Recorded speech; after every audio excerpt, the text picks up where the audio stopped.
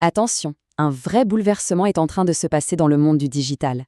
Il faut oublier la recherche telle qu'on la connaît depuis des années. Parce que la recherche conversationnelle, ce n'est pas juste une petite mise à jour, c'est une véritable révolution. Voilà, cette phrase, elle dit tout. C'est la fin des requêtes un peu bizarres, presque robotiques qu'on tapait dans les moteurs de recherche. On entre vraiment dans une nouvelle ère, celle où on dialogue de manière naturelle. En fait, notre façon d'interagir avec l'info a complètement changé la donne.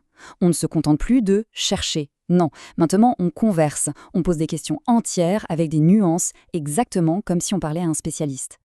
Et c'est là que tout change. Le but du jeu, ce n'est plus de plaire à un algorithme un peu opaque, mais de vraiment satisfaire une intelligence artificielle. C'est bien plus qu'une simple mise à jour technique, c'est un changement de culture qui nous force à revoir de A à Z la façon dont on conçoit nos contenus. Parce que l'IA générative, elle ne fait pas qu'indexer des pages web. Non, elle les lit, elle les digère pour de vrai. Elle comprend le fond, le contexte, toutes les petites subtilités. Pour bien saisir la différence, il y a une analogie qui est parfaite.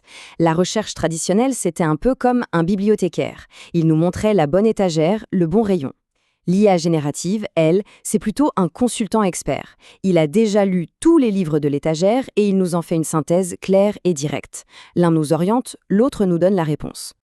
Bon, face à tout ça, la grande question c'est comment on fait pour que l'IA nous choisisse, nous, comme la source de référence? Forcément, la stratégie doit complètement évoluer. Pour y arriver, il y a 3 piliers fondamentaux. D'abord, il faut viser l'intention de la recherche, pas juste des mots-clés. Comprendre le pourquoi de la question. Ensuite, il faut structurer le contenu autour de questions et de réponses, de manière très logique.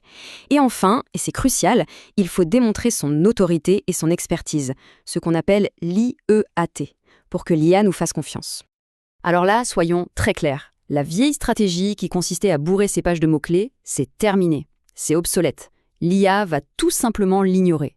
Ce qui compte maintenant, c'est la pertinence et la valeur ajoutée. Du coup, on peut se demander, mais quel est l'avenir du trafic organique si l'IA donne déjà la réponse? C'est un peu la question à 1 million, celle que tout le monde se pose en ce moment. Eh bien la réponse, elle est là. On va probablement avoir moins de trafic global, c'est vrai. Mais, et c'est un grand mais, le trafic qui arrivera sur les sites sera de bien meilleure qualité. Les personnes qui cliqueront seront beaucoup plus qualifiées, beaucoup plus proches de l'action. La vraie question à se poser est donc la suivante. Le contenu que l'on produit aujourd'hui est-il vraiment prêt pour la conversation? Si la réponse n'est pas un oui franc et massif, alors il est peut-être temps de se faire accompagner. Pour ça, un expert comme Franck McKinney de l'agence Audit SEO FR peut réaliser un audit complet.